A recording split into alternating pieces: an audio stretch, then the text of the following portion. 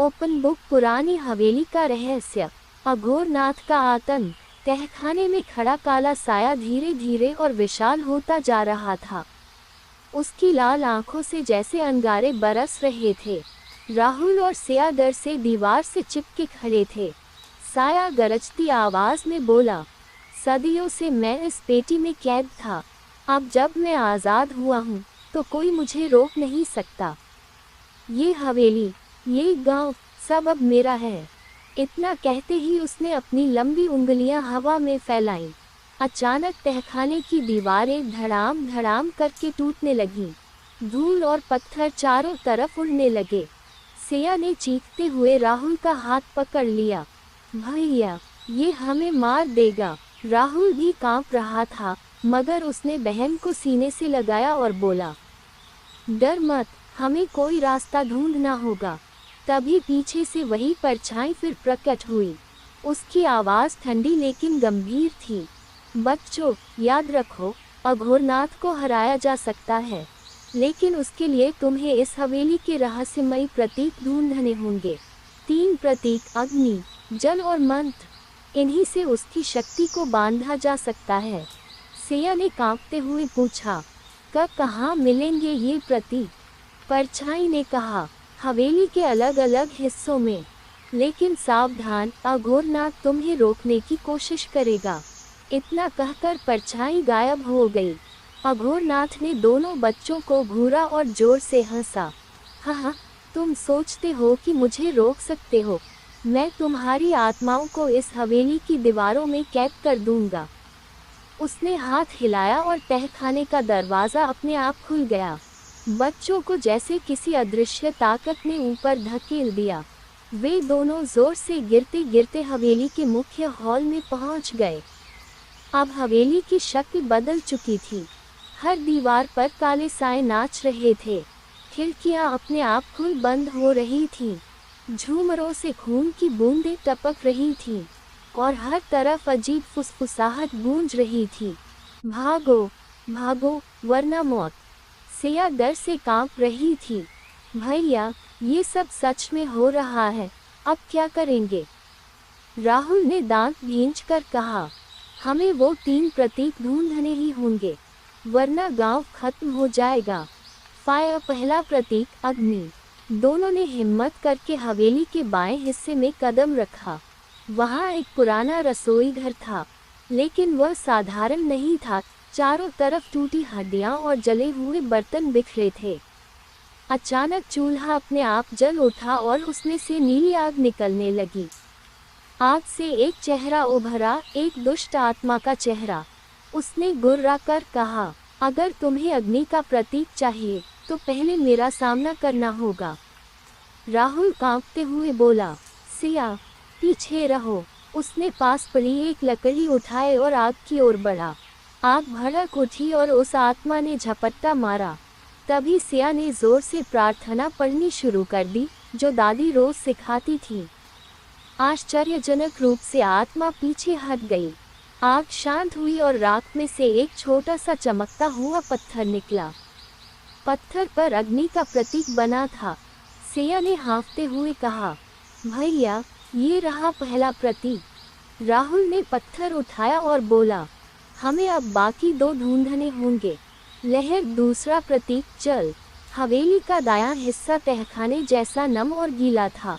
दीवारों से पानी टपक रहा था।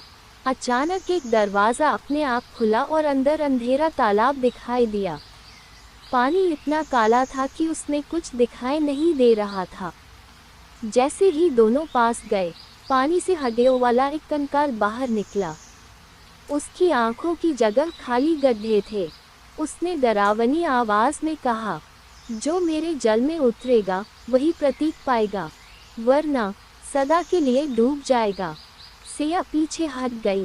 भैया, मत जाओ, ये मौत है। राहुल ने गहरी सांस ली। अगर हम पीछे हट गए तो गांव नष्ट हो जाएगा। मुझे जाना होगा। उसने सावधानी से तालाब में कदम रखा। पानी बर्फ जैसा ठंडा था। अचानक कंकाल ने उसे पकड़ने की कोशिश की। राहुल संघर्ष करने लगा।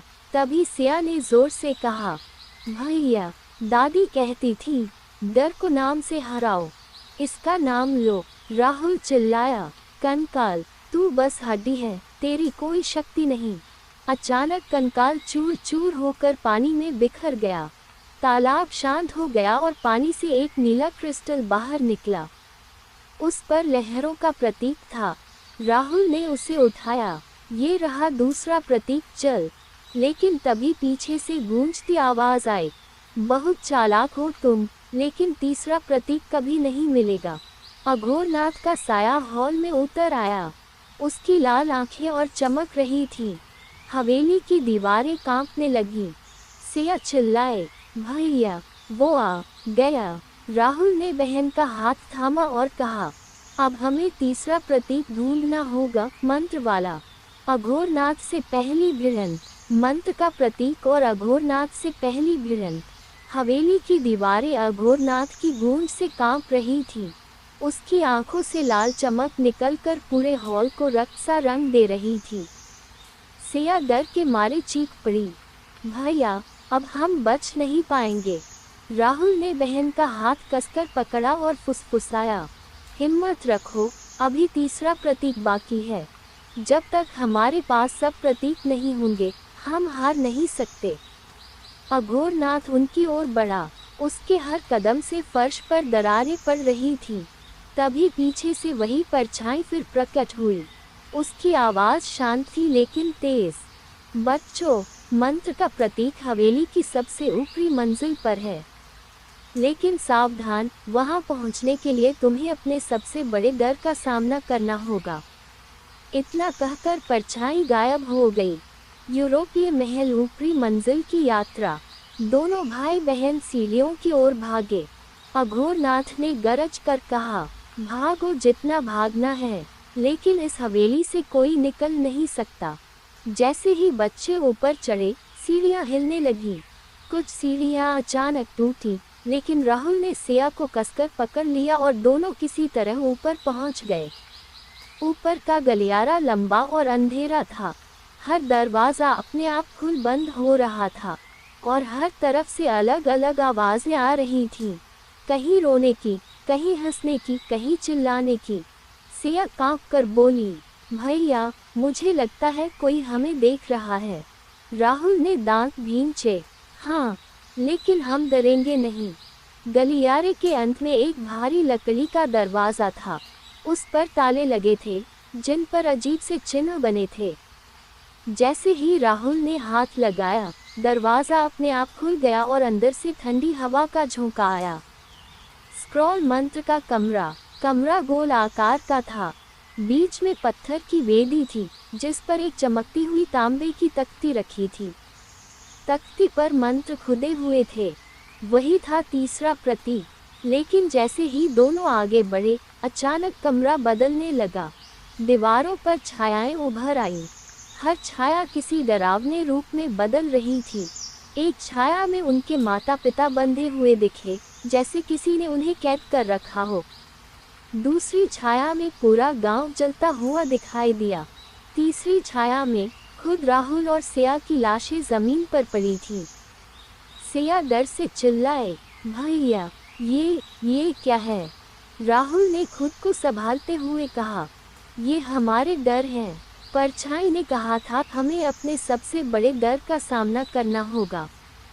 साया उन्हें डराने की कोशिश करता रहा, लेकिन राहुल ने बहन का हाथ थामा और जोर से बोला, ये सब झूठ है, ये सिर्फ धोखा है। अचानक छायाएं चूर चूर हो गईं। कमरा शांत हो गया। तख्ती से तेज रोशनी फूटी और उनके सामने तीसरा प्रतीक प्रकट हुआ, एक चमकता हुआ गोला, जिस पर मंत्र खुदे थे।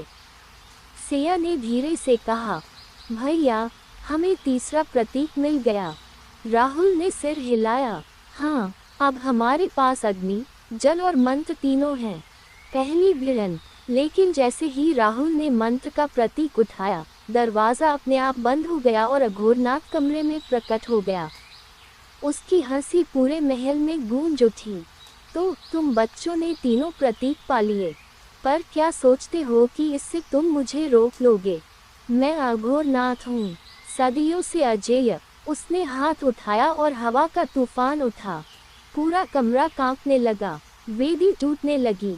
सिया लगभग उड़कर दीवार से टकराने वाली थी, लेकिन राहुल ने समय रहते उसे पकड़ लिया। राहुल ने जोर से कहा, सिया जल्दी मंत्र पढ़ो।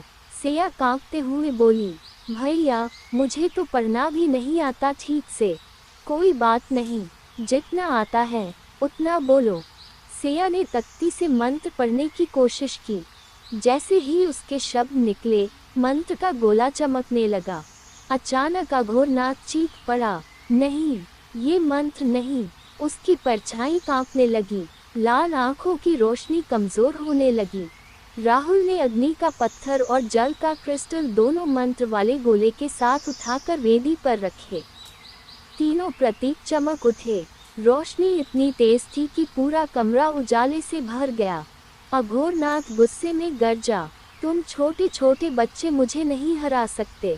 मैं लौट कर आऊंगा, हमेशा के लिए। इतना कहकर वह धुएं में बदलकर गायब हो गया। अजीब सन्नाटा, कमरा अचानक शांत हो गया। तीनों प्रतीक धीरे धीरे धुंधले होकर गायब हो गए, जैसे उन्होंने अपना काम पूरा कर लिया हो। सिया जमीन पर बैठ गई, हांफते हुए बोली, भैया क्या वो सच में चला गया? राहुल ने पसीने से भीगा चेहरा पोंछा और धीमे स्वर में कहा, नहीं, वो अभी पूरी तरह खत्म नहीं हुआ। उसने कहा था कि वो लौट कर आएगा। हमें उसे हमेशा के लिए कैद करने का तरीका खोजना होगा। दोनों नीचे जाने लगे, लेकिन जैसे ही सीढ़ियों पर पहुंचे, उन्होंने देखा हवेली की दीवारों पर अब नए निशान उभर आए थे और उनमें लिखा था, अगली पूर्णिमा मैं वापस आऊंगा।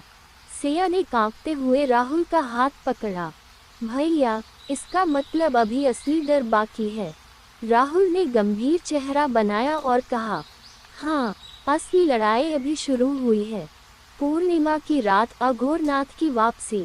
हवेली से बाहर निकलकर राहुल और सिया गांव पहुंचे। रात गहरी थी, लेकिन गांव में अजीब सा सन्नाटा पसरा हुआ था। न तो कुत्ते भौंक रहे थे, न ही कोई इंसान बाहर था। गांव वाले जब उन्हें लौटता देख भागे भागे आए, तो दोनों भाई बहनों ने सारी घटना सुनाई, कैसे उन्होंने तीनों प्रतीक पाए और कैसे अघोरनाथ को मंत्र से रोकने की कोशिश की। बुजुर्गों ने गंभीर स्वर में कहा, बच्चों, तुमने बहुत बड़ा काम किया है, लेकिन अघोरनाथ साधारण आत्मा नहीं है। वह तांत्रिक था, जिसने काले जादू से अमरता पाने की कोशिश की थी।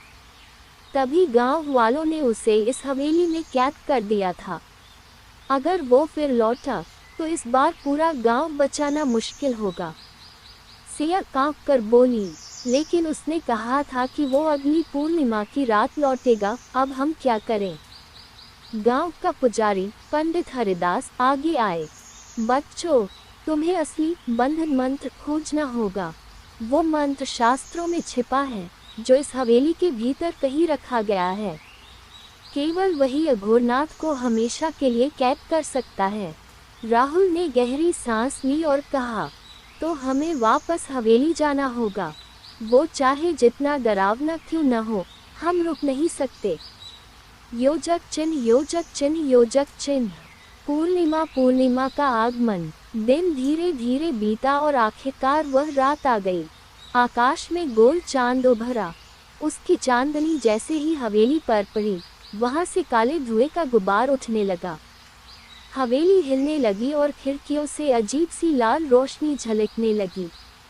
गांव वाले डर से अपने घरों में बंद हो गए, लेकिन राहुल और सिया पंडित हरिदास के साथ हवेली की ओर बढ़े। उनके हाथ में कुछ मंत्र लिखी तख्तियां और दिया जल रहा था। सिया डरते डरते बोली, भैया मेरा दिल बहुत तेज धड़क रहा है। राहुल ने उसका हाथ दबाया। डर मत, याद रख, दादी कहती थी, साहस ही सबसे बड़ा मंत्र है। योजक चिन्ह, योजक चिन्ह, योजक चिन्ह। हवेली का बदलना। जैसे ही वे हवेली के गेट से अंदर गए, पूरा महल बदल गया।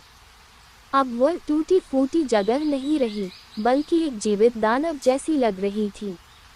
दीवारें सांस ले रही थीं, फर्श पर खून बह रहा था और छत से झूमरों की जगह हड्डियां लटक रही थीं। सिया कांपकर पंडित जी के पीछे छिप गई। पंडित हरिदास ने मंत्र पढ़ते हुए कहा, ये हवेली अब अघोरनाथ का शरीर बन चुकी है, सावधान रहो। अचानक हवेली के बीचों बीच जोरदार आवाज गूंजी, तो तुम फिर आ ही गए। मैं लौट आया हूँ और इस बार मुझे कोई नहीं रोक सकता। अघोरनाथ का साया प्रकट हुआ। अब वह पहले से भी बड़ा और भयावह लग रहा था। उसकी आंखें खून से भरी थीं और हाथों में आग की लपटें। योजक चिन्ह, योजक चिन्ह, योजक चिन्ह। बंधन मंत्र की खोज। राहुल और सिया पंडित जी के साथ हवेली की लाइब्रेरी में पहुंचे। वहां हजारों धूल भरी किताबें थीं। हर किताब से धुएं की लहरें उठ रही थीं। पंडित जी बोले, बंधन मंत्र इसी कमरे में है, जल्दी ढूंढो, इससे पहले कि अघोरनाथ हमें देख ले। राहुल किताबें पलटने लगा। सिया कांपते हुए शेल्फ से एक मोटी किताब निकाल लाई। अचानक किताब अपने आप खुल गई और उसमें से काले हाथ निकले जो सिया को अंदर खींचने लगे। भैया बचाओ, वह चीख पड़ी। राहुल ने झपटकर उसे पकड़ा और जोर से खींचा। हाथ धुएं में बदल गए और गायब हो गए। किताब जमीन पर गिरकर राख हो गई। राहुल ने घबराकर कहा, ये नकली किताब थी। तभी एक और शेल्फ खुद ब खुद खुला और उसमें से सुनहरी रोशनी फूटी। पंडित जी दौड़े और वहां से एक पुरानी ताड़पत्र की किताब निकाली। उस पर लिखा था बंधन मंत्र, योजक चिन्ह, योजक चिन्ह, योजक चिन्ह। निर्णायक टक्कर। जैसे ही उन्होंने किताब उठाई, पूरा कमरा हिलने लगा। अघोरनाथ वहां प्रकट हुआ और गड़गड़ाती आवाज में बोला, तुम्हें लगता है ये किताब मुझे रोक लेगी? मैं आग, जल और मंत्र सबको तोड़ दूंगा। उसने हाथ हिलाया और अचानक हवेली की दीवारें टूटकर बच्चों की ओर बढ़ने लगी। फर्श से हड्डियों के कंकाल निकले और उन्होंने राहुल व सिया को पकड़ने की कोशिश की। सिया चीख पड़ी, भैया ये तो हमें खींच रहे हैं।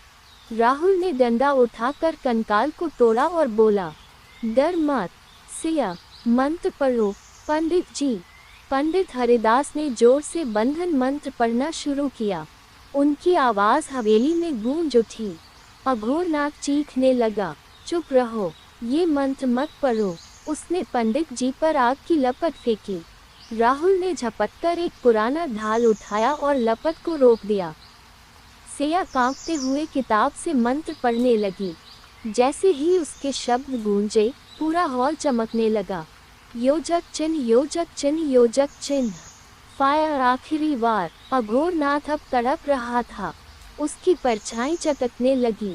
वह गरजते हुए बोला, तुम मुझे नहीं रोक सकते, मैं हमेशा लौट कर आऊंगा। राहुल ने चिल्लाकर कहा, नहीं, इस बार तू हमेशा के लिए खत्म होगा।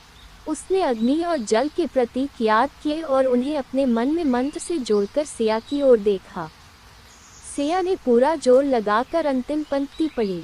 अचानक एक सुनहरी ज्वाला निकली और अघोरनाथ को घेर लिया। वह चिल्लाने लगा, नहीं, ये मुझे मत बांधो। धीरे धीरे उसकी आवाज धीमी पड़ गई। उसकी परछाई टूटकर धुएं में बदल गई और मंत्र की शक्ति से उस पुरानी पेटी में वापस कैद हो गई।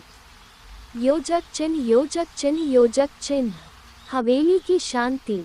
हवेली अचानक शांत हो गई। दीवारें फिर टूटी फूटी पुरानी हवेली जैसी हो गईं।